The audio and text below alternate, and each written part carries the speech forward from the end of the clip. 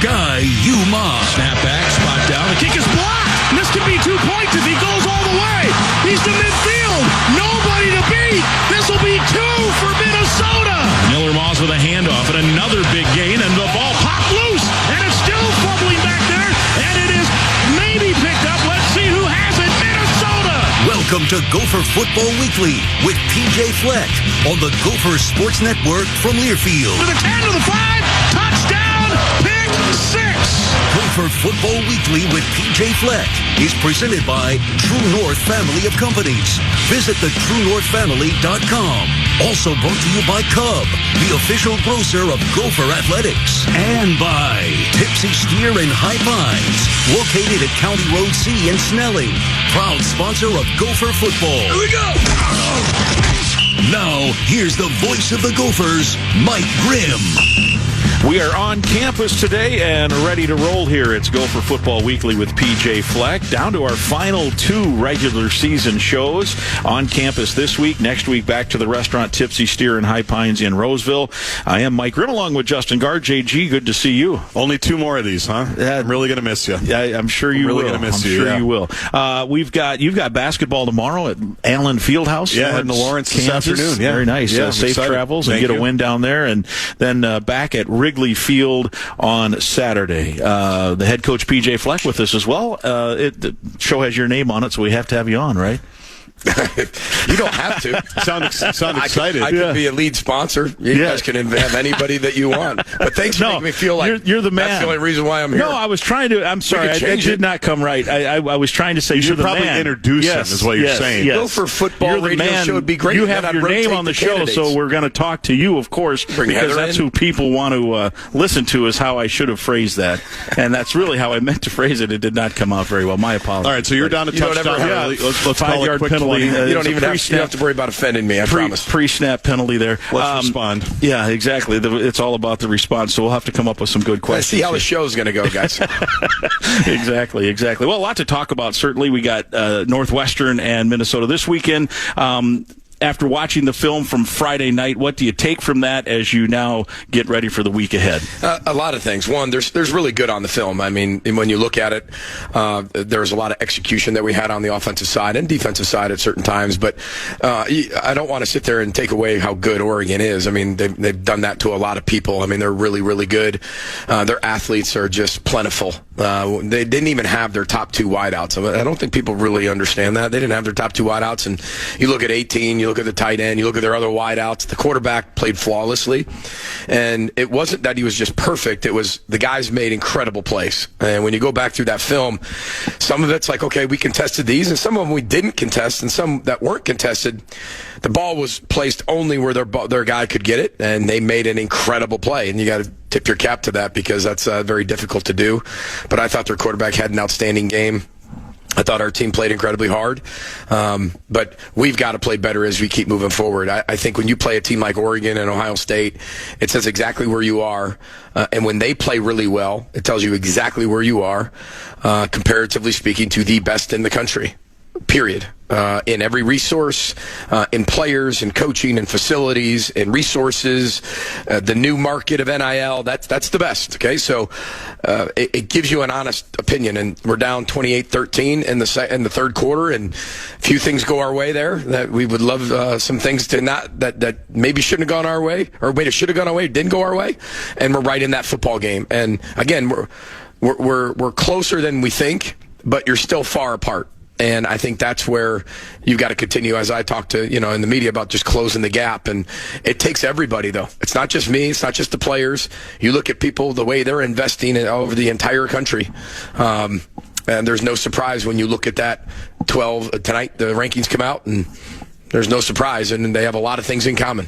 Yeah, no doubt. You mentioned a lot there that I want to get into. I'm curious. That was a smorgasbord. Yeah, but you talk about that is the standard. So do you leave that going, wow, that's the standard? You mentioned we're closer than we think, but we're still far away. So how do you rationalize those two thoughts together, I guess. Yeah, I don't. Excuse me. I don't know if it's the standard, because I don't know like how close we get to the unlimited part, right?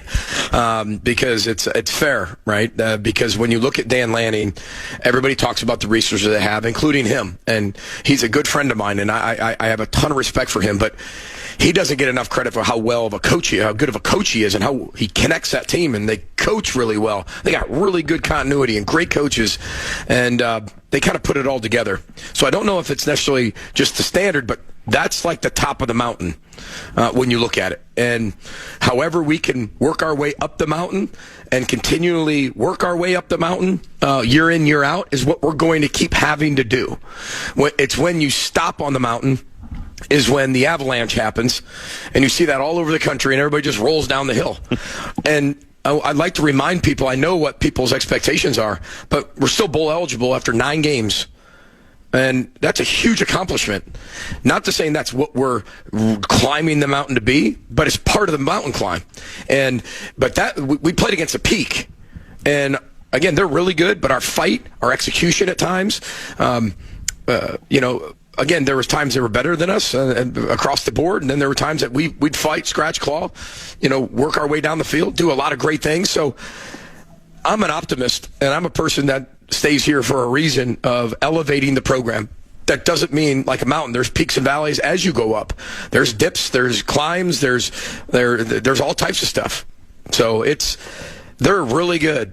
And you got to give them credit, because they've done the best, I think, in this NIL World Portal, as well as the Ohio States of the world. And you look at those teams, like Texas A&Ms and the Indianas. I mean, Indiana's doing a ton. So, yes, I do think it is a standard to get yourself in talks to compete within the college football playoff. Absolutely.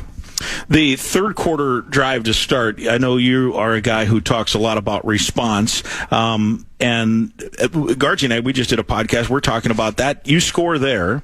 Now you're within a couple. If you just get a stop, all of a sudden, I mean, no guarantee that, how that thing's going to go, but all of a sudden the other sideline's getting a little nervous. Okay, we're in a ball game now. But that was a nice drive. I thought that was one of the better drives of the season, coming out of halftime in a game that, the first half probably didn't go the way everybody wanted it to go, and to respond that way and, drive it down the field. Well, that's what I love about our team is all year they've responded. Some things have gone great. Some things they've had to fight, scratch, claw, and it did go our way. And then there's sometimes where fight, scratch, claw, it didn't go our way. And then sometimes it didn't go our way really quickly. And it was like a tidal wave. They've always responded. This is not a perfect world, an ideal world where every team in the country is going to be 12-0 and have no issues. That is not football. That is a fairy tale land world. That's an ideal, perfect world. We don't live in that. Our team lives in a real world that is built on response. You're going to have to win really close games. And you know what? Oregon played really well. Ohio State played really well when we played them. Iowa played really well when we played them. We didn't play our best. And that's a credit to them, and also things we've got to get better at. But it's I love the response. I love the opening drive of the third quarter, or the second half in the third quarter. I thought that said a lot about our football team's character. And, like you said, you get one call here, or, one review flipped here, and it's a different game. Yeah. But part of the reason we couldn't stop them is they're really good. And they've done that to a lot of people all season. What did you see, like seeing them in person? We talked a lot about their physicality last week. And because I think we both said it's not like the Chip Kelly offense where they just try to go up and down as quick as they possibly can. And then I forgot. Well, they're really fast too. Like me being on the field, the speed just seemed like it was at a level maybe we haven't seen this season from an opponent. Yeah, that was the fastest team, maybe the most athletic team we played all year. That's no disrespect to Ohio State, because I think when you look at the complete team, I mean, Oregon and Ohio State are in a completely different league and upper echelon of across the board that type of talent and skill. But that they're really good. When Heather and I always kind of sit on the bench, 2 hours before game time, we just kind of look at the team, and even Heather goes, "Wow, who's that?" And then said, "Wow, well, who's that guy then?" Like, well, that's their tight end, and that's the second tight end, and that's the third tight end. Well, man, the receiver, yep, well, the best two receivers are out, honey. And those three guys are all their backups. Yeah. And so when Heather's like, wow. Yeah. Well, good luck, honey. We'll see you. That was the moment she got up and says, "Hey, I'm going up to the box. Yeah. Go get him." Yeah, man.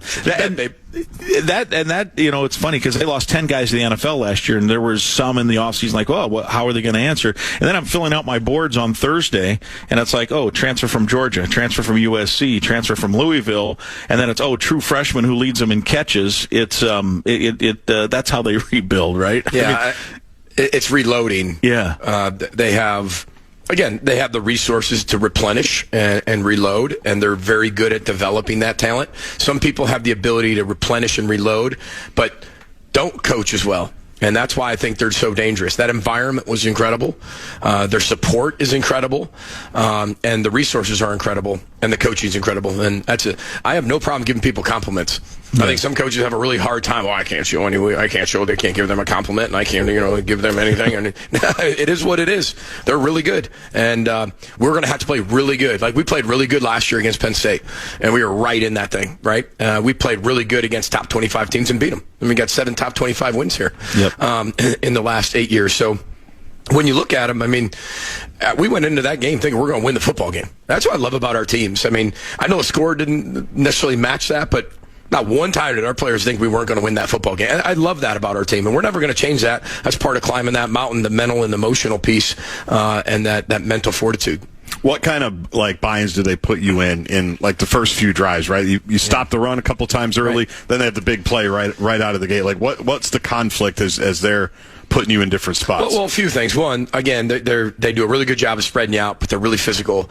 They create a ton of space. The quarterback's incredibly accurate. He's a 5-star kid. This kid is he's brilliant, and he played exceptional. The catch radiuses are really big.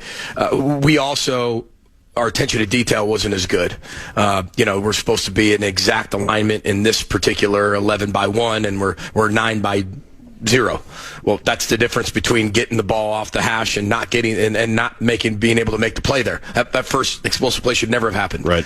Because it's the attention to details. Not like we busted the coverage, but we didn't have the razor sharp edge and the technique, fundamental, and alignment that we should have had. And that's what got us beat a little bit in that game. And those explosive plays happened that way. And then they had the big long run, which is unacceptable. But if you look at it, it's not like we're getting crushed. Everybody's trying to go after the ball. And I said this in my presser that I feel like our guys are pressing a little bit to get takeaways instead of just let the takeaways happen naturally, because you're playing violently, you're playing with technique, you're playing with discipline, you're playing with the fundamentals, all within the scheme.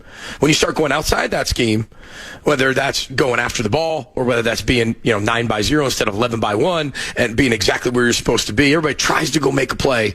And with a younger team and maybe a little bit of an inexperienced team, at certain positions that you don't get away with that when you play a top 5 team in the country. You don't get away with it, and they expose that on us. Yeah, and that was you said you mentioned that yesterday. I had that written down as part of in terms of tackling, right? You want to tackle a guy, but you've also, not just you in general, but in the country it's become popular. We want to punch the ball out. We want to do that, sometimes at the expense of then ultimately making a tackle. But yet there's times where you punch it out. So how do you juxtapose those things? There's a few things. One, when you're talking about the ball, you secure the tackle first, then you punch it out, and that way you got a hold of him and he's going to go on the ground. Sometimes we're not securing that tackle to punch it out. We're just punching it out. Then we get into a rugby scrum, and guys are all trying to punch it out instead of get the guy on the ground first. We talked about hitting this guy really low. The running back's really good, and we didn't do that. We hit him high, and he dragged us, and that's what he's done to everybody in the country. So we abandoned that technique to go try to make a play, and that's the fundamental discipline and the attention to detail, and you've got to trust the schematic piece. You got to have great attention to detail and fundamentals within the scheme. You can't have great fundamentals and technique and then abandon the scheme, and you can't have poor technique within a great scheme. And discipline scheme. You got to put it all together, and I think the maturity of our football team has to continue to grow as we keep going, and that means the have-to piece of all those things we have to do. We got to want to do it and execute it, and we're so close in a lot of different areas. And again, we're not a 2-8 football team, guys. We're a 6-4 football team, and have a postseason to play for, and we also got 2 great games to end the season. So. They're getting better every single week. Had a tremendous practice that was really physical today. And I just love coaching the team because of their response. Where you have a long flight back, we get beat pretty bad in the terms of the score. And those guys couldn't wait to get back here. And on Sunday, we had an awesome practice. Tuesday, awesome. I'm not saying that coach speak. You'd know if I was like, yeah, we were okay. Came in, we weren't. They were awesome. One follow-up on that, too, just in regard to if it's a mistake, trying to punch as opposed to tackle, and you don't want to live with any mistakes, but it's a mistake of effort, trying to win. Like their idea is, if I punch this ball out, we have a better chance to win. So how those mistakes are not okay, but better than just mistakes out of laziness or dumbness or dumb play or what have you. The great thing is you go back as a head coach and you want to find it. You want to find, this guy was lazy on this. This guy gave up on this. We didn't have any effort. No.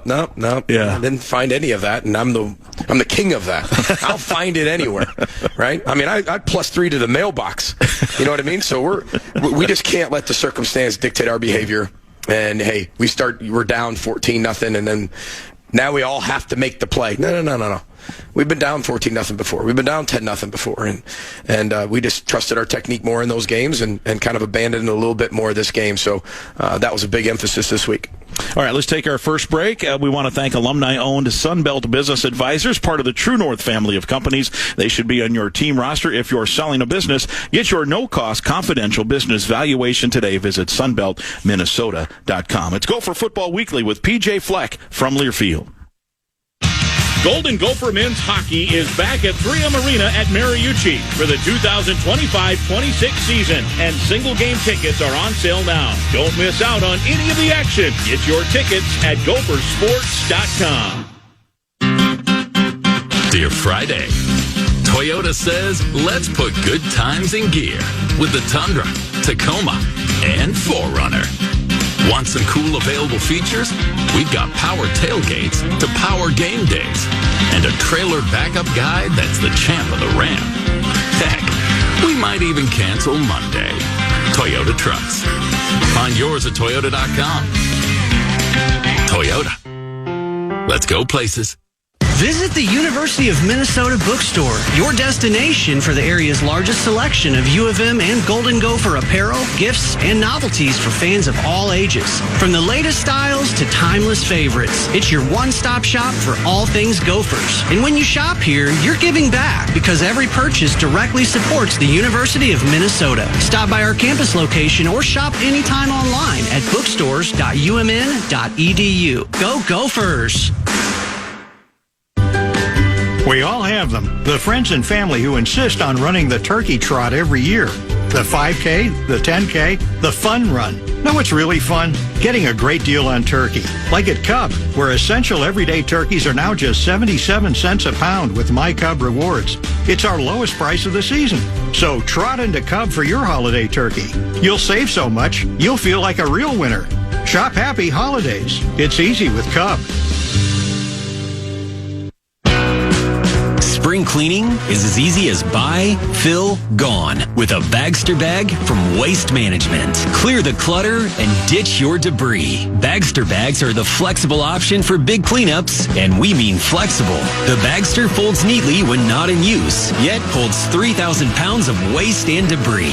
Buy from a retailer today, fill it, and easily schedule pickup when your projects are complete. To learn more, visit thebagster.com.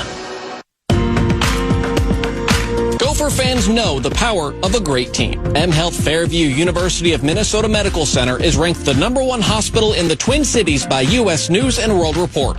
This is more than an award. It's a reflection of our team of doctors, nurses, and staff who deliver world-class care so you can be at the top of your game. As the official healthcare provider of Gopher Athletics, M Health Fairview is proud to serve people across the state.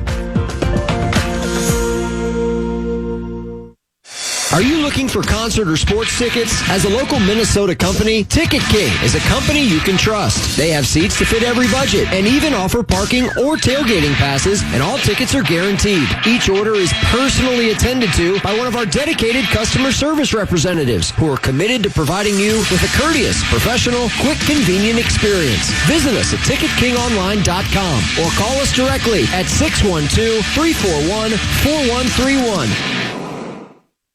Gopher fans, check out the spot for Gopher Weekly with PJ Fleck. The Tipsy Steer in High Pines in Roseville is a great place to watch the games with a large outdoor space to eat, drink, and hang out with your friends. Check this place out. Locally owned refreshing beverages and food sourced from area farmers, serving on menu favorites like bacon lollipops and armadillo eggs. The sassy menu also features brick oven pizzas and acclaimed burgers. Tipsy Steer in High Pines in Roseville, County Road C and Snelling in Roseville, or online at tipsysteer.com. Go Gophers!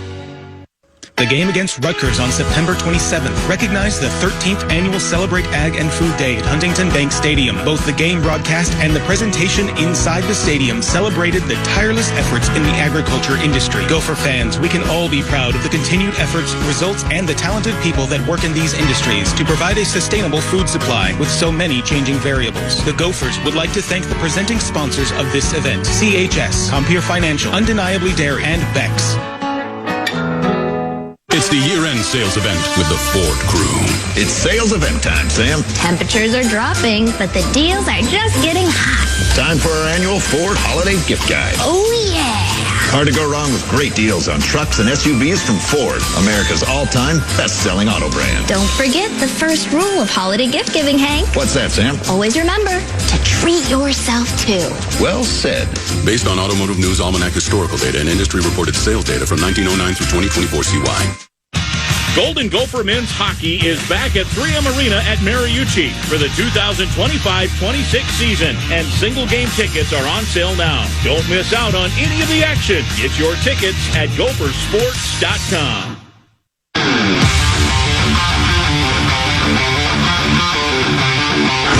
It's time now for the AVR Remix on Gopher Football Weekly with PJ Fleck.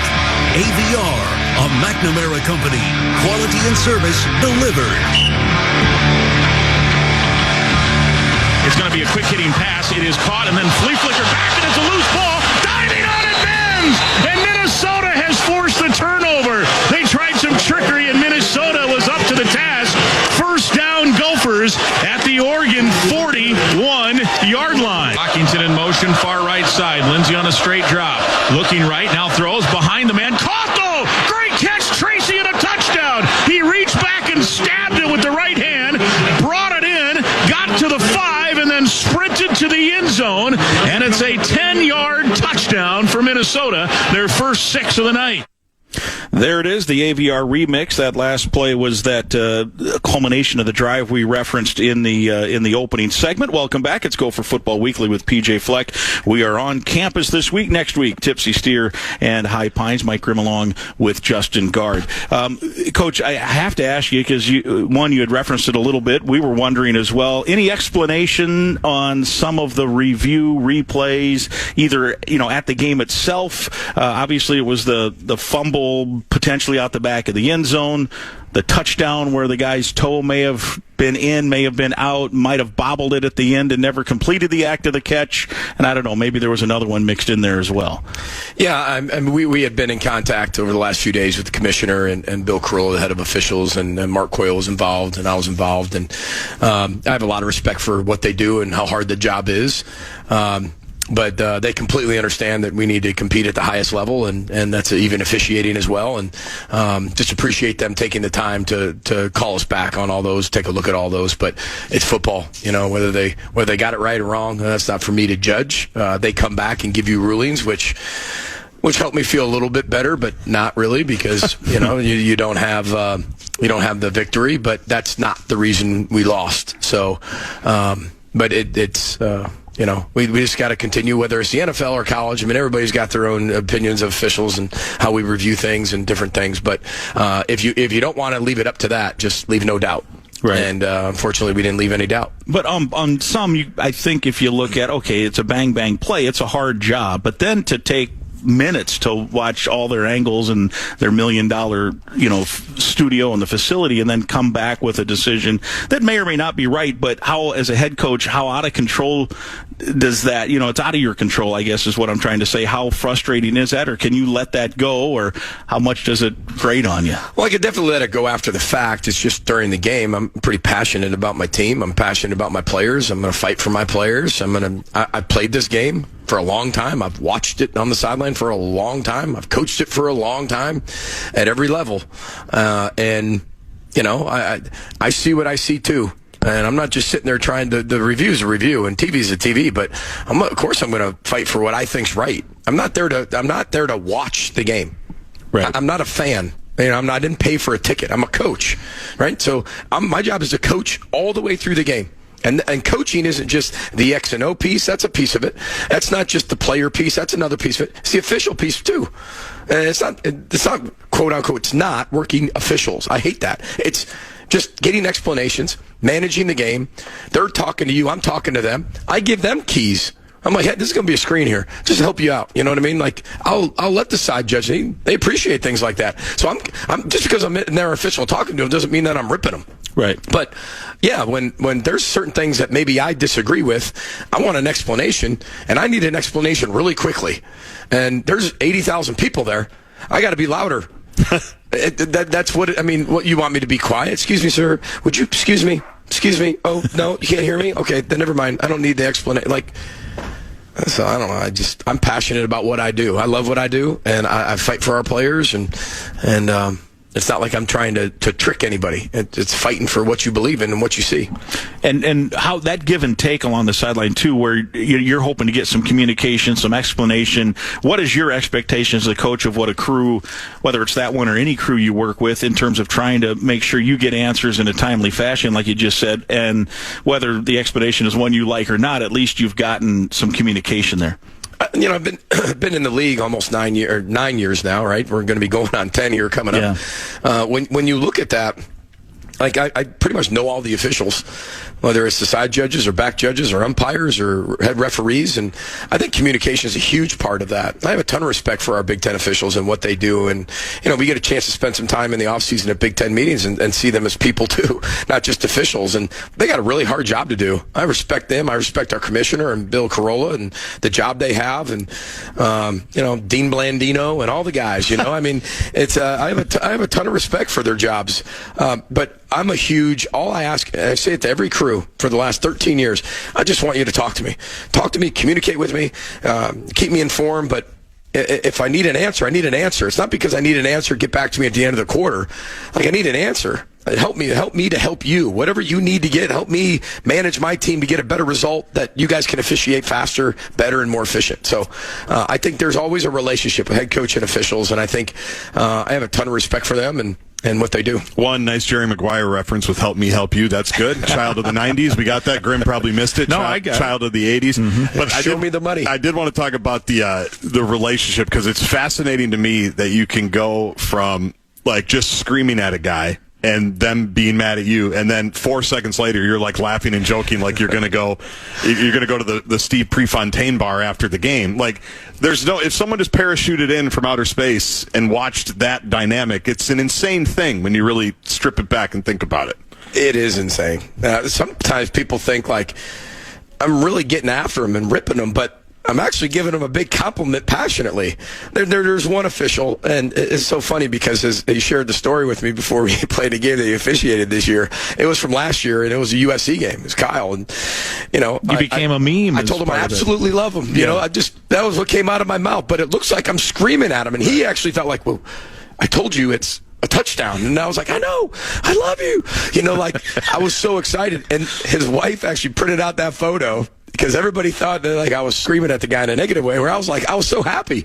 But it came out in a really passionate way, where then I'm going to go tell my team what just happened, because I get the information sometimes first. Right. Yeah, I love the game. I love the ebbs and flows of the game, and I love I'm excited. I'm not going to tell you, I'm focused but excited. All right, let's take another break. Is it break time already? It is break time. Oh, man. Absolutely. That was a pretty long segment on officials. On officials. That we donated one segment. Shout out to Kyle. A special shout out to Kyle. That was fun last year. You were that showed up on every now and then you still see it. Someone will reference that on that. Just because somebody's passionate on the sideline doesn't mean that they're whining. Nobody's whining. There's something that happened that we need a quick explanation for, and we're passionate about. And pretty energetic. And then sometimes they'll say something back to you that's pretty funny. And that's why I'll start laughing. Oh, that's a good one, Yeah. And because listen, you got to take it for what it's worth too. I mean, it's still a game, and we're both playing a game and coaching a game, and officiating a game. It's still a game, and you do everything you can to take it pretty serious, but also at the same time not so serious. All right, let's take the break. We want to thank the University of Minnesota Bookstore as well. They're the area's largest selection of U of M and Golden Gopher apparel, gifts, and novelties for fans of all ages, from the latest styles to timeless favorites. It is your one-stop shop, and every purchase directly supports the University of Minnesota. You can shop in-store, on campus, or online at bookstores.umn.edu. We'll give away that gift card next week at the Tipsy Steer and High Pines. We'll look ahead to Chicago, Wrigley Field, and Northwestern. That's all straight ahead. It's Gopher Football Weekly with PJ Fleck from Learfield.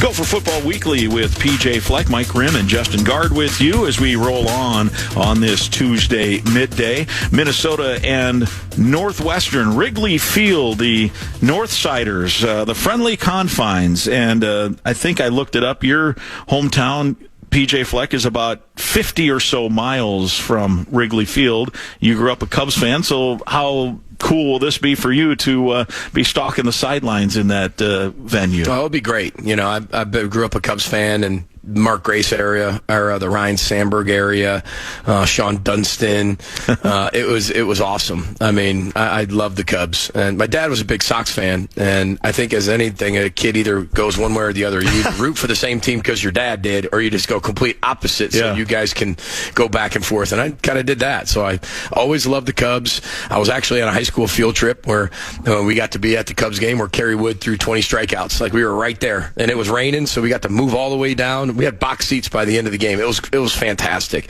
Who knows, that game still be talked about, and it happened to be where we were on a high school field trip, which was that's what you do at Canelan High School. We did a nice little Cubs field trip, which was great. Nothing wrong with that. Nothing wrong with that. No. Great place. And I'm assuming you've watched some of the Northwestern Michigan film, because we always talk baseball fields, and the first thing that people start talking about is footing and grass. And baseball grass is really not necessarily meant to have football cleats running through it. So could you tell how it was, and how important will that be this week to have the equipment folks on the right cleats? Yeah, I mean, on Sunday we had a practice where guys tested out different cleats, and we've been talking about this all off season, knowing we're going to play in another baseball stadium. And some of the baseball stadiums we played in, Arizona was great, and then kept the roof open, and it rained, and then it became just an amazing moment, very unique. After you'd already gone in, right? You came out to the rain, basically, which right? Our guys were fired up, because we were playing West Virginia, if you remember, and they just chucked it around the yard, and they were falling and slipping and sliding. We were like, this is perfect. Talk about home field advantage, even though we didn't do it. I was like, this is perfect. And then playing in Yankee Stadium, which was just such a pleasure, and what an atmosphere that was in our bowl game in the Bad Boy Moore Bowl. And but again, surfaces are a little bit different. Football fields and baseball fields are a little different. I know that Wrigley's done a really good job, and it looked pretty solid. And that's the least of our worries. But our equipment manager Brady Gagnon has done a great job of providing our guys with what they need and what he thinks they're going to need. We're also going to stop there, I think, on the way in. That was my question. As we go there, just to kind of see the surface and get ready for that. But our guys will be fine. Will there be like extra shoes? Do you bring different size cleats? I don't even know how that works. Are they replacement cleats, or totally separate pairs of shoes that you guys? Totally separate pairs of shoes between like their molded cleats that they normally wear, and then also screw-in cleats. Then you also bring the actual cleat, so you can change the length of the actual cleat on the bottom of the shoe. So there's multiple different options our players have, and it's all preference and how they feel and what positions they play. I was getting ready for the Gopher basketball game on Saturday after we got back from the Friday night game, and I happened to flip over the Iowa-USC game, and USC changed cleats at halftime because it doesn't rain much in California, and it was raining there. Right. And apparently, I didn't see the first half, but apparently they were slipping all over, and the receiver, Lemon, who a pretty good player, said, change cleats, and it's amazing how much better we were. So it can be a factor. Wasn't that amazing? Yeah. And then right when the game was done, the sun came out. Yeah, it's crazy. I mean, I don't know when the last time they probably had to play through rain rain out there. It is Sideline Reporter 101. If it's raining, you get to do the hit about the cleats. Every sideline reporter in the history of sports, like, I've already got that in the chamber. Like, I can't wait to talk. I'm going to hold them up. I'm going to clip this. Molded. They put some new ones on there, and I'm going to sound like I'm the foremost shoe expert in the world. But exactly. You got to take the layups, right? If they're going to give you the little pitch and catch, you got to do it every once in a while. Well, then I know what I'm going to say walking into halftime to you. Oh, we're going to change our cleats. Yeah, that will be. What if we make a deal? That's the first question, no matter what. Perfect. Like, how's the footing? But what if you're up 26-0? Then our cleats were perfectly. Brady did a great job getting these, right? Yeah, right? Exactly. Yeah. We'll talk. We'll make it all about the cleat, the circumstance. We executed the plan. Northwestern, the team. Cleats or no cleats, you've got to play them as well. They obviously are coming off a heartbreaker where they lost with a +5 turnover margin, which is difficult to do. Michigan makes the field goal at the end, so they're have moved their way through the season. Some people think they might be the most improved team from the start of the season to now. What's your general assessment of what you've seen there? I would agree that they are definitely one of the most improved teams from that Tulane game. And what people don't realize in that Tulane game, look at the score, but they turned it over a ton. Yeah, they did almost what Michigan did, right? But Tulane found a way to win. And if you go back and look at their drives, they're moving the ball, and then bang, a turnover. So if they take those turnovers off the board, they probably beat Tulane. Tulane might be a playoff team. I know, they're really good. So you look back and you look at this football team and you look at their record and you look how they're playing. I mean, they're the ultimate team. They play so well together. They're well coached. Coach Braun does an amazing job of connecting that team. They've had a lot of, between Coach Fitzgerald and the things they went through and Northwestern and changing coaches, but they still play exactly the way they played in years past. And I think that's a credit to the culture of those players and the type of players they always continue to get. And they're older. They played together for a long time. They stayed together. Not many people are leaving that Northwestern education, right? In the portal, so they can almost do it a little bit more through the high school way of, hey, we're going to build it like the old school model. And so they've done a really good job. They got a really, really deep defense, really old defense. Tons of guys who have played a lot of football. Offensively, they're very, very efficient. The amount of 3rd and 1s they have is incredible. And then they just get it and stay on the field. They've done a really good job of squeezing all the juice from the orange, in my opinion, and they're very, very efficient on both sides, including special teams. Their linebackers seem like they're what Northwestern linebackers always are. Always. Right? Had a pick, had some turnovers, obviously. They're violent, they're physical, they're smart, they're always in the right positions. They got a bunch of Mavericks running around, I mean, that's truly when you look at what Maverick does for us, and they got a bunch of them. Yeah, one of them's last name is Fitzgerald, not that Fitzgerald, right. but it makes fitting. You pause. It's fitting, yeah. It made you pause when you saw it, exactly, for sure. 100%. In terms of, as you look now, 2 games left, as a coach, I know you're singularly focused in on this game, but do you also, or have people now, because we're getting to that point where somebody's got to plan something. Is it too soon that people are at least like, hey, we could go to this bowl game, could go to this bowl game. If you do this, you do this? Yeah, I mean, we've discussed that more with our team. It's more administratively. Just to plan stuff. Just to start planning stuff and looking at what are the possibilities of where we go. What does our record have to be here and here? But when you look at the Big Ten right now and you look at the spots, it's all playoff driven. So we don't know who's going to end up in the college football playoff. And that then pushes everybody down, right? And that changes orders. And, the Bulls still have the selection pick of who they actually want. So we have some ideas, but we don't know exactly what's going to happen. Our focus is just to be 1-0 and find a way to play better than we did last week and find a way to beat Northwestern, and which we know is going to be a really hard, tough out, very physical game.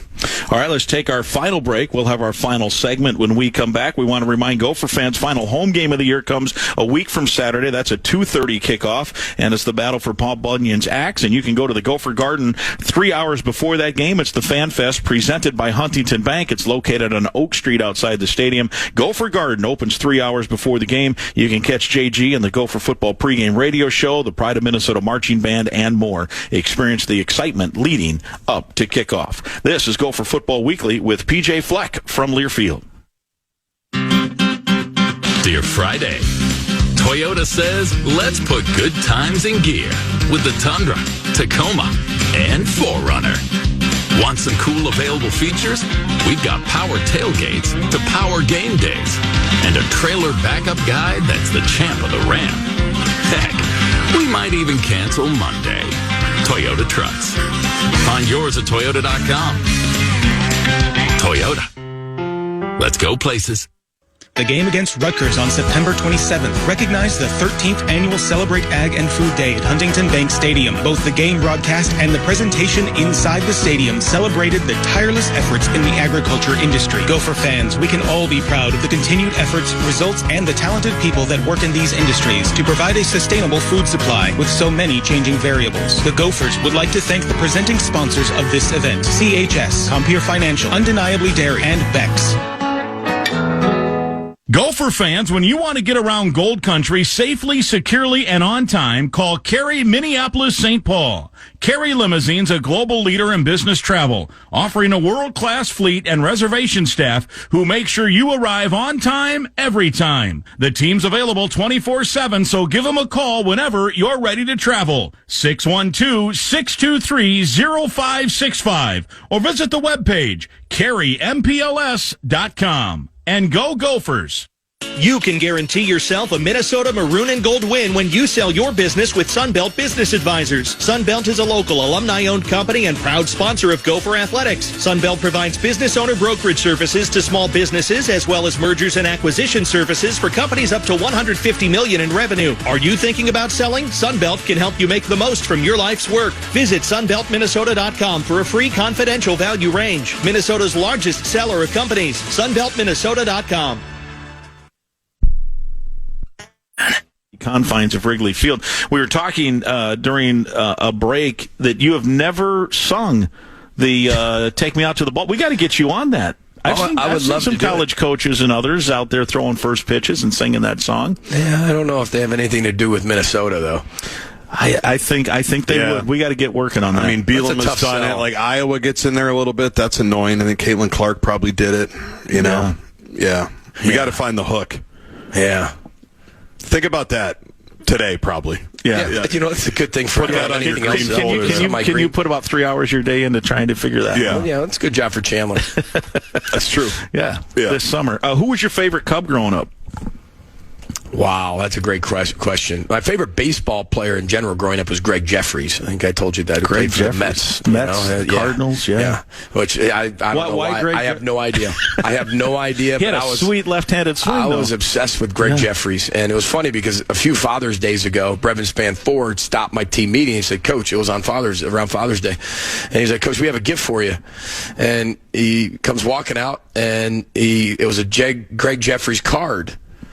And it was signed because when I was a child, I wrote a letter to Greg Jeffries wanting an autograph. That's what you did back then. You couldn't text him, couldn't get him on Instagram or Twitter. So wrote him a letter. I never heard back. Crushed me. Man, Greg Jeffries. Even to this day, I still remember it vividly. Never got it. I've checked the mailbox every day. And after about a year, I was like, and I don't think it's coming. And so I told the story to our team about why I write back everybody who writes us, whether it's good or bad. Most people get something back, and that's why I do it, because of Greg Jeffries. And I'm not calling Greg Jeffries a bad guy. Just you influenced my life, Greg Jeffries, at an elite level where I now write everybody back. And so they presented me with a signed Greg Jeffries baseball card, and it was one of the greatest Father's Days ever. I was like, this is amazing. So anyway, but like Mark Grace, I absolutely loved. Everybody was like Mark Pryor and Kerry Wood fans just because, of what he did. But I would say Ryan Sandberg of all time, I was a Ryan Sandberg fan. Besides, there was the Punky QB, Jim McMahon, and then there was Ryan Sandberg, and those were the Cubbies. Yeah. Do you forgive Bartman? Absolutely, man. I mean, that's an instinct. I'd forgive the guy. Of course. We've won World Series since then, so you were good. Yeah. I thought that whole thing was crazy. Yes. Yeah. I enjoyed it, actually. Well, you're a Cardinals dude. Yeah. That was a great response. Being able to overcome that. Yeah, that was a heck of a response. I'm not talking about him. I'm talking about the Cubs. The Cubs. Yeah. Well, do you think Brev could help me with this? Because the 1992 Final Four, I went up to ask Kareem Abdul-Jabbar for his autograph at the Metrodome, and he looked at me and said, "I'm not signing any autographs." Yeah. And now I sign every autograph for everybody. Yeah. You were just signing them out outside here. That's right. Even though no one has asked for my autograph in 20 years of doing this, but if they do, I'm happy to sign it because I remember being the 10-year-old at the Metrodome, and I've actually interviewed Kareem in the interim for a couple of things. Did you ask him about it? I didn't have the guts. You didn't have the courage guts to go, I'm not going to help you with your documentary, Kareem. 1992 Metrodome. Yeah. You just blew me off. That was it. But I understood why. Because if you sign one at the Dome in the aisle, then everybody's going up to Kareem, and it's disrupting the flow. I get it now as an adult, but it stung as a spoiled 10-year-old at the 1992 Final Four, Fab Five. At the Soda Social Thursday night out in Eugene, I thought you were going to get some people asking you to sign stuff. Guardsy was very popular amongst Gopher. We made a lot of videos that night for people that weren't there. To that you did. You did. We tried to be ambassadors. We tried to be ambassadors for you out there, and we think nice. We did okay. I'm sure. Thank you. We did all right. Thank you. I have you pegged as a shortstop or center fielder. Correct. Is that right? Yeah, and then I did a little catching too. So I'd love to kind of be in control of that piece. So those are the three positions I played. And ironically, my one of my sons is a really good baseball player, and he plays, and he loves center field, and that's where he plays, and he's really fast, and he's bigger than me, and I mean I think he's got a chance. Of course, I don't know anything about baseball, so especially recruiting, but I think he's gonna do some really big things because he loves it, man. Eat, breathes, and sleeps the game of baseball, fun. And his first words was baseball. Is that right? Yeah. No, it wasn't, but truly, that's all he talks about. Like, that'd be he compares everything to baseball. I love you. Was it really? Really? That's baseball. I'm going to use that in the radio broadcast. Yeah, that's good. Perfect. Were you multi-sport? I know you played basketball. Did you play baseball all the way up through? We didn't have a high school baseball team, believe it or not. Really? There's a little bit of Michael Jordan. I have something in common. Yeah. I don't know if you know that. You got cut from your basketball team? Well, no. I played basketball. No, yeah, I know. I saw the state championship our skill set was about the same. Yeah. So basketball, no. But I played football, ran track. But we had a high school baseball team that just started my freshman year. And my buddy Sean Wenz and I, we were really good baseball players. Played club ball. We were moving up the ranks together, and they had a freshman baseball team. And my wide receiver coach at Canelan High School, his name's Steve Oxtetter, in case you want to DM him, decided I thought was pretty good. I think we were two of the best players on the team. Of course, I thought that's what we thought. Canelan just started a high school baseball program that year, and we were freshmen. Well, he decided to keep no freshmen. We're not keeping freshmen. We had a varsity team only, and we're not keeping any freshmen. That was his rule. I got cut from my high school baseball. I didn't make it. And I was so crushed and devastated. And then I ran track and did very well in track. But baseball was my first love. Wow. And what could have been. And they did it, then they dropped it after that? No. They didn't have it. They created it my freshman year. Gotcha. Just didn't keep any freshmen because so many people came to try out. He's like, listen, so then it was track. We're not keeping any freshmen. And then... And I still he texts me all the time to this day, and I always say, hey, man, I would have been a better baseball player than a coach. Could possibly still be playing. Yeah, who knows? You could still be We have a great relationship. For sure. It's just, we always joke about that. Real quick, we want to get in because we want people to know about it. The turkey drive next week. Next week's Thanksgiving. Tell us about that a little bit. Yeah, teaming up with Cub, who's just an incredible sponsor of ours, and Carrie over there does an amazing job. I mean, what a selfless woman. Cub has always been such a great supporter of us. So, our players will have a turkey drive, and just like our Halloween extravaganza here, they do a great job, and being able to have so many people come by and deliver turkeys and full Thanksgiving meals, and I think it's so good for our players to continue to look at that. Football is really important, yes, but the serving and giving aspect to our program is what it's all about, and our players get very involved in that, and that's during game week, just like Halloween was during I was at Nebraska week. I think that was Michigan State, yeah. So I mean, went out there and won a game, and so there's so much more than just the football piece to our program, and Norris Wilson does a really good job putting this thing on and teams up with Cub. Really, really thankful to be having our players serve and give and be part of that Thanksgiving grateful time in all of our lives. Man, they too, I've been around a couple of those, and the players just smiles. I mean, it is really, they love it, and the families then, of course, that need it. Really, it's like a drive-through, right? They start at the end of the facility, and our players meet them down there, and as they go, there's about 10 different stops. There's hot chocolate at the very end. They're getting turkeys, they're getting stuffing, and every one of them's a different stop. And our players get to interact with all the people too. Our players are dancing. There's movies for the kids along the drive, like a drive-in movie that happens pretty quick. But I think it's so great for our players to really impact so many families over this holiday season. Yeah, no doubt. How long do we have? We got about 30 seconds, We're Guardsy. about done? Yeah. Jeez. Should I just... I think you should just say we'll see you at Wrigley. We will. Wrigley Field. Bring the right cleats. Guardsy from the sideline might sing "Take Me Out to the Ball Game." They did that on Saturday, did right? They really? Like that'll be a part of it, I would imagine. All right, very good. Be ready for it. We'll be ready for that. 9 a.m. we'll take air. It's an 11 o'clock kickoff, Minnesota and Northwestern. Looking forward to it. And I think there'll be a lot of Gopher fans there, too, which will be kind of fun, absolutely. too. Yeah. We've got a great alumni base, especially in the Chicagoland area. Yeah, for sure. All right, we'll talk to everybody on Saturday. This has been Gopher Football Weekly with PJ Fleck from Learfield.